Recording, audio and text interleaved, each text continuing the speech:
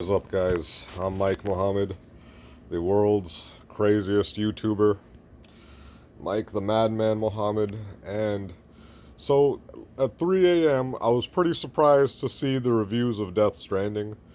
But I'll say this right off the bat, I think the reviews actually made me more excited for the game.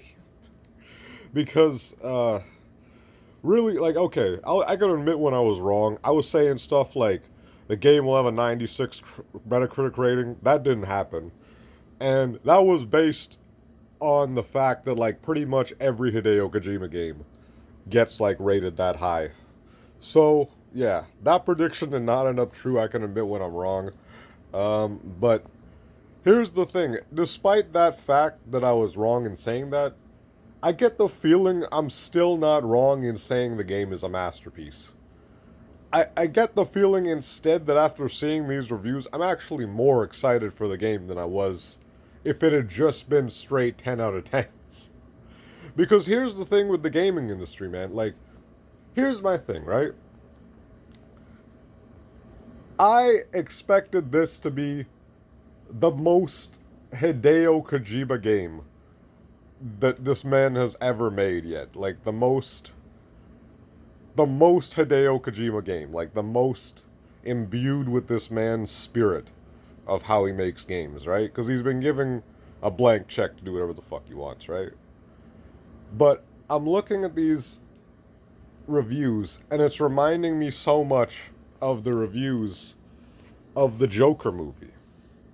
Because if you guys have ever looked at Rotten Tomatoes for Joker, that movie has like a 44% rating on Rotten Tomatoes. So a lot of people have reviewed it poorly who are professional critics, and that doesn't really seem to impact how much influence this movie's having or how much success that it's having, right? Because basically Joker is a pleb filter movie, right? If you're fucking stupid, you probably won't like it.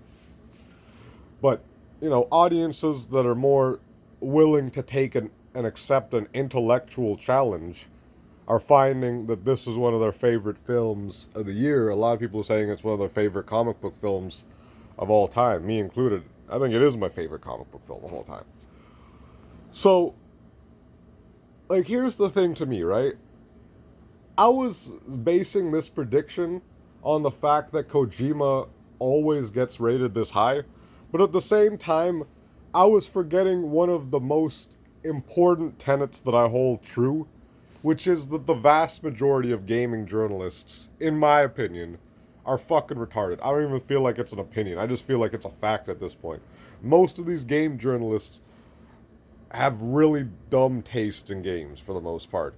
I find a lot of games that I consider to be some of the best games I've played in years, or some of the best games I've played ever. They aren't the greatest reviewed games, because at the end of the day, that's what some reviewers said about a game, the score they gave it.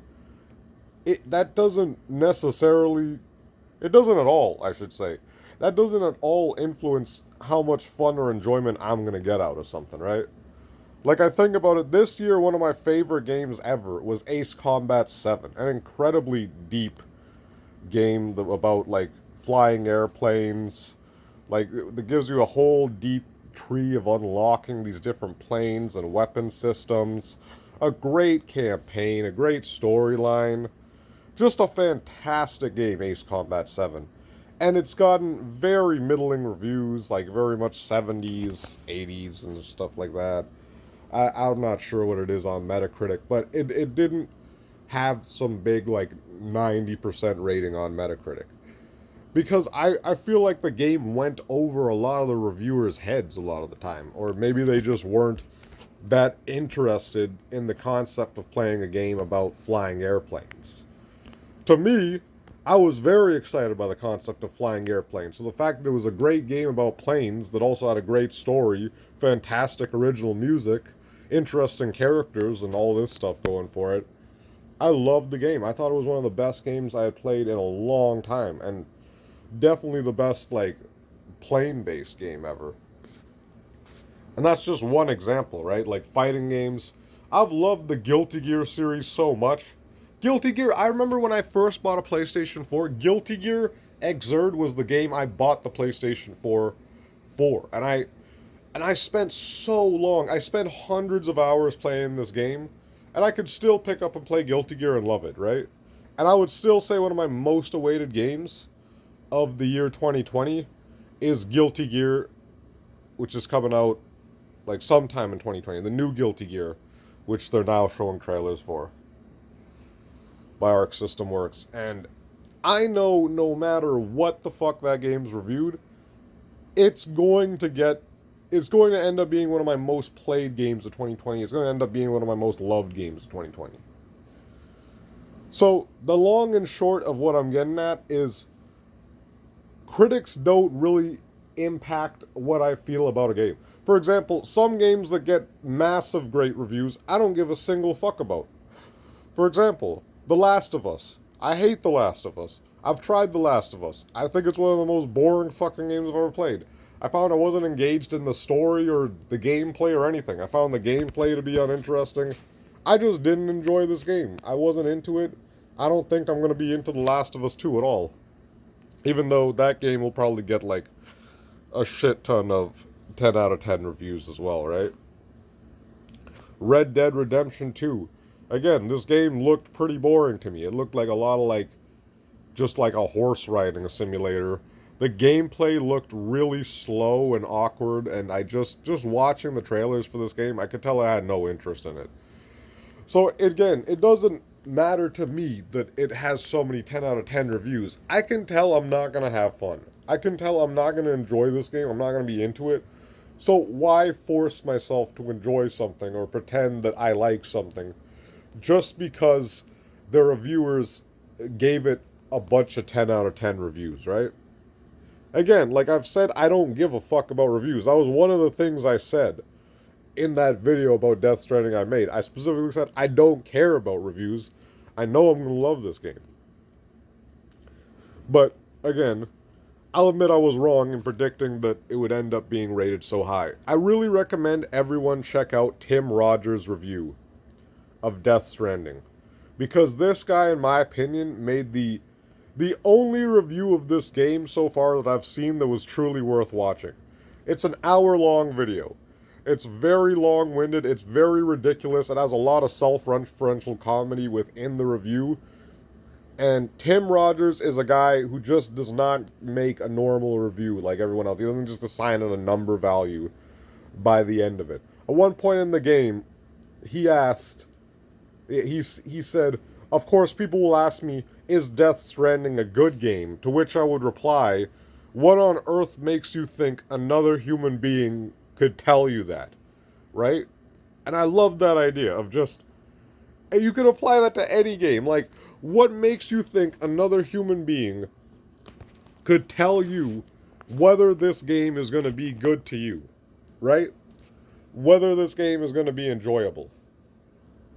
So I really recommend people watch Tim Rogers' review. His review is just fucking fantastic. His review will probably be watched for decades because it's fucking hilarious. It's a very deep analysis of the game, and I don't know, man. Tim Rogers is a hilarious guy. I really recommend everybody watch that guy's review. At one point, he said he imagined Hideo Kojima. He got to interview Hideo Kojima when he was like 25 years old.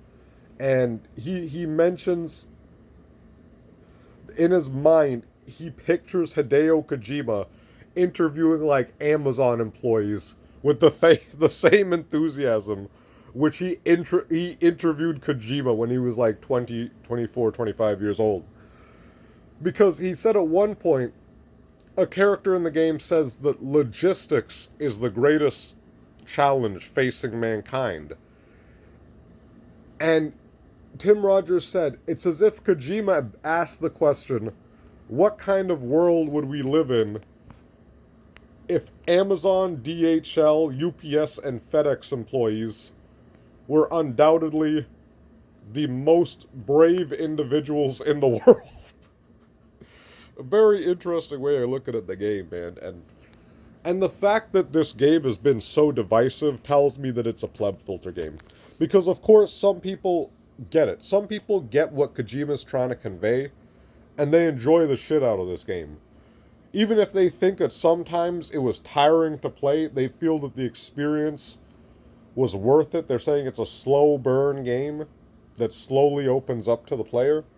And these people will say they feel like it was absolutely worth their time to play this game and experience what it was.